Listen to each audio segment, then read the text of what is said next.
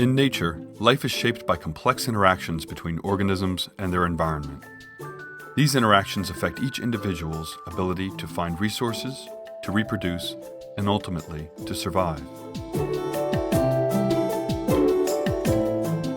This intricate system determines the way populations change in time and is molded by the simple balance between those that are born and those that die.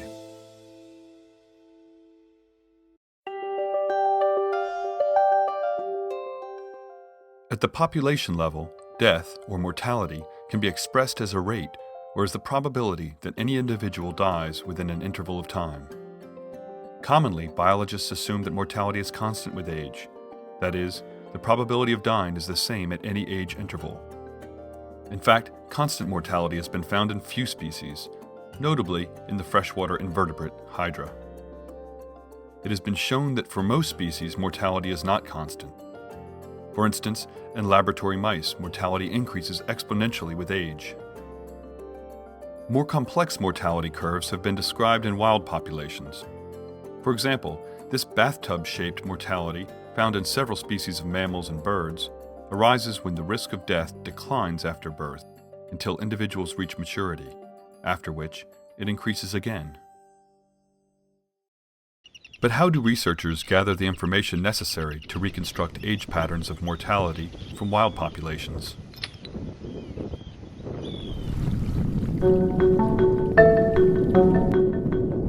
Often, data from wild vertebrate populations is obtained from capture, mark, recapture studies. These methods consist of capturing individuals in a population and marking them with tags. Each tag carries a unique identification number that will allow researchers to identify marked individuals. At every sampling occasion, new individuals are tagged, while those that have been previously marked are recorded when detected. Ideally, times of birth and death would be known for each individual, and at every sampling time, all of them would be detected.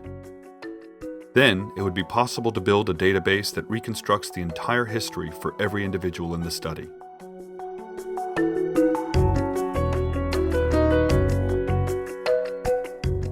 Difficulties arise when these sampling protocols are applied to species whose age cannot be visually determined. When a large proportion of individuals are first tagged as adults, and thus their age is unknown, and when studies cover only a fraction of the lifespan of the species, researchers are forced to either assume that mortality is constant with age, or to use only individuals of known age. If only known age individuals are used, this reduced study duration can potentially hide age patterns of mortality later in life. This can be a major limitation in the study of research on aging, for which understanding mortality at old age is fundamental. Furthermore, it is common that not all previously marked individuals are recaptured at each sampling occasion. This translates into low recapture probabilities. With low recapture probabilities, the amount of time each individual is seen alive can be drastically reduced. Also, recovery probabilities, that is, the probability of finding dead individuals, are normally very low.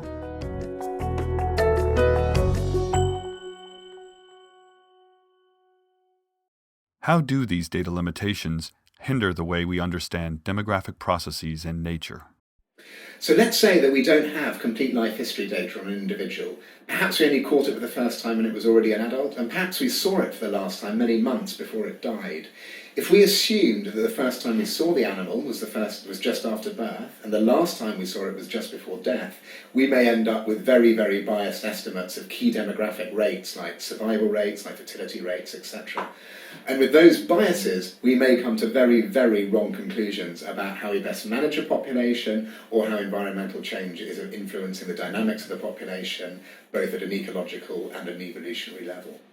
In recent years, there's been a lot of development of statistical methods that allow us to analyse incomplete life history records, so mark recapture sequences. And many of those methods are incredibly powerful that are out there now, but they're really hard to implement. You need to be able to learn how to program yourself, you need to get the data in the right form. At the Max Planck Institute for Demographic Research in Rostock, Germany, a team of researchers took on this task.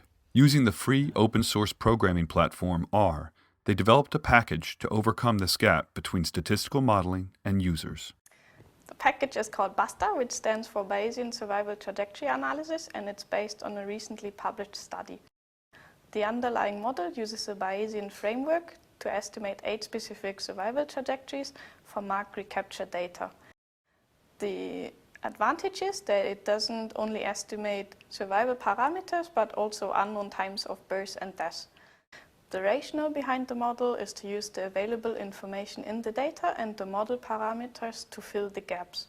By doing this, there is no loss of data because all the records are included into the analysis.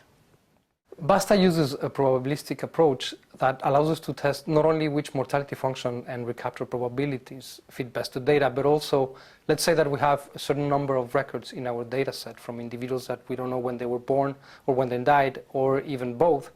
If we take this mortality function, which actually translates into a probability density that tells us how likely it is that individuals died at specific ages, and we combine this with the recapture probability that allows us to test how likely it is that we didn't detect these individuals for a number of years before they were first seen and after they were last seen, then we can evaluate more easily which are the most likely years in which they could have been born and they could have died.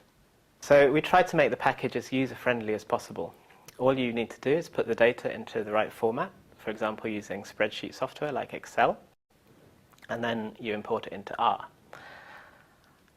Then you can simply load up the BaSTA library and use the function BaSTA, which you point to the dataset, you specify a few model settings, and away you go. We've also tried to make the outputs as intuitive and easy to extract as possible. So, for example, the model outputs are analogous to outputs from things like generalized linear models that users might be more familiar with. This package can be applied in a wide range of disciplines. For example, in aging research. Humans are living longer and longer, and there's a lot of research that's being done on why humans age and what can be done to reduce aging. But many species age, not just humans. So to get a really fundamental understanding of aging, we have to study species across the tree of life. So in studying the demography of non-human species, it's very important to estimate age trajectories of mortality, to see what the pattern of death is over the life course. And to make the best use of the limited data that we have available, it's very useful to employ Bayesian methods. And BaSTA is powerful computer software that uses Bayesian methods. BaSTA can also provide useful insights for ecological and evolutionary studies. The work that we're doing in MEA in the Modeling Evolution of Aging group is basically developing tools and methods and models that can create hypotheses for biologists to study aging. And BaSTA, as part of that, is a method that might help revolutionize what kind of data biologists can use and analyze. What BaSTA is fantastic at is it's an easy-to-use R library where any idiot, including myself, would be able to actually run a mark recapture model.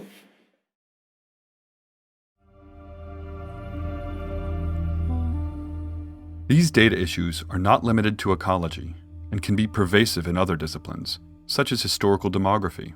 Papyrus scrolls from the first 2 centuries CE preserved snapshots of censuses and tax collections. So we have an approximate idea of life expectancy in Roman Egypt, but when these estimates were made, ancient historians did not have access to methods that allowed them to include incomplete data.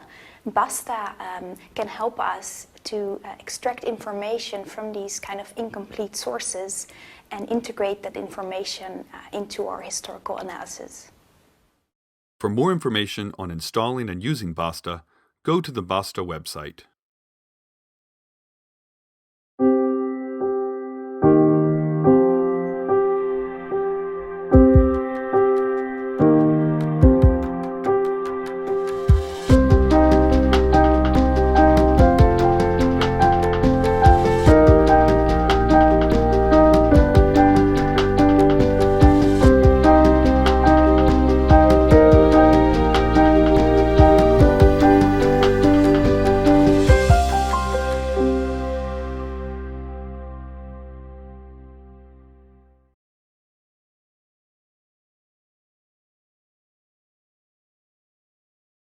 This bunch of people, well, I can't say that. Yeah, no, I do. I'm done? Yeah, Wonderful. wonderful. Good. Good. Thank you. How can BaSTA help us improve these issues? It can't.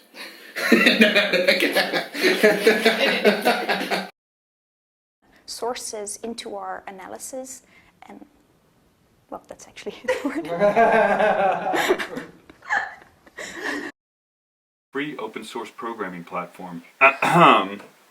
There's a little creature here. That's not going to work.